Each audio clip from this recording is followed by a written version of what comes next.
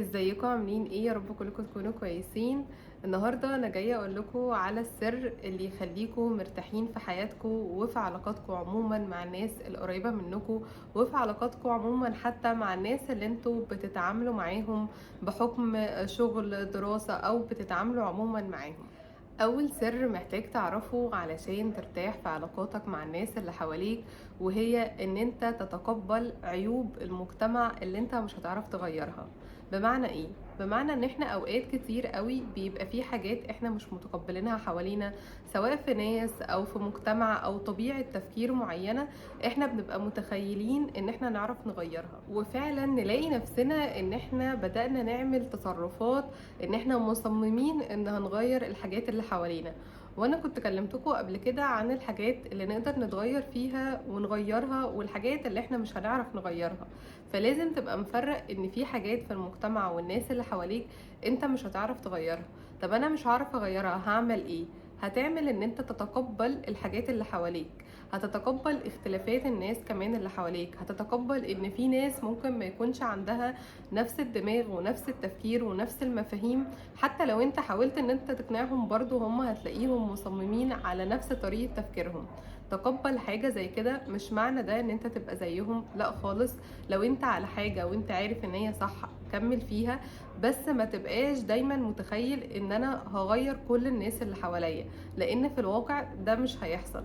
مهما كان الشخص حتى قريب منك، هتبدأ ان انت تحاول تقربه منك في التفكير، بس ان انت تخليه نسخة منك دي حاجة مش هتحصل. طول ما انت مش متقبل الناس اللي حواليك ومش متقبل المجتمع، دايما هتحس ان في حاجة غلط، ودايما هتحس ان انت عاجز ومش عارف تعمل اي حاجة، ومش مبسوط ومش مرتاح.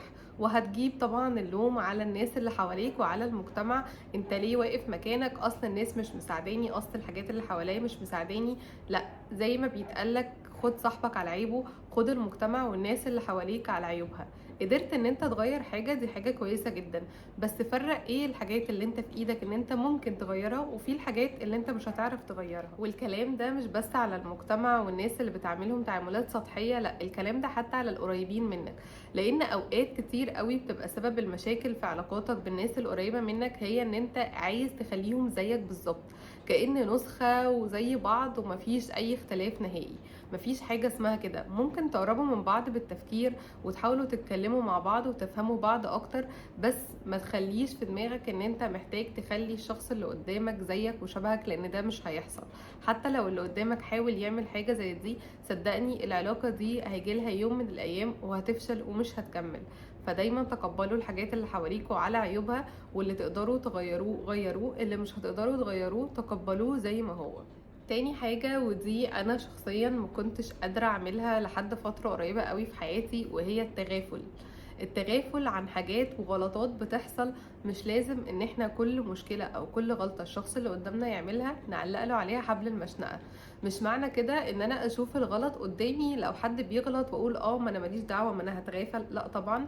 بس مش كل غلط يتعمل ومش كل غلط يتشاف نعلق للي قدامنا حبل المشنقة ونحسسه ان هو اوحش شخص في العالم، ونقعد ننتقده، لان حاجة زي دي ولا هتصلح من الشخص اللي قدامك ولا هتعلموا الغلط بتاعه. وبالعكس، لو انتوا ناس قريبة من بعض هيبدأ يبعد في علاقتكم واحدة في واحدة. تغافل عن النواقص اللي موجودة في الشخص اللي قدامك، لان لو انت ركزت في نفسك هتلاقي ان برضو فيك نواقص، بس ممكن الشخص اللي قدامك مش بيقولها لك او مش عايز يظهرها لك عشان ما يضايقكش.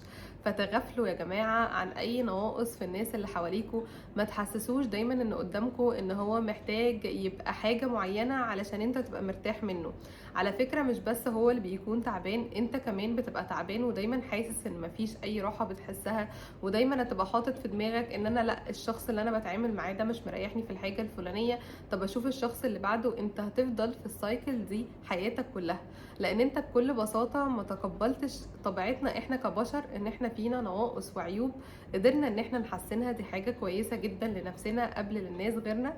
بس في نفس الوقت لازم تكون متقبل ان اللي قدامك فيه نواقص وفيه عيوب، مش شرط تعجبك، مش شرط تكون زيك، مش شرط تكون حاجة سهلة بالنسبة لك، بس انت قررت ان انت تتغافل.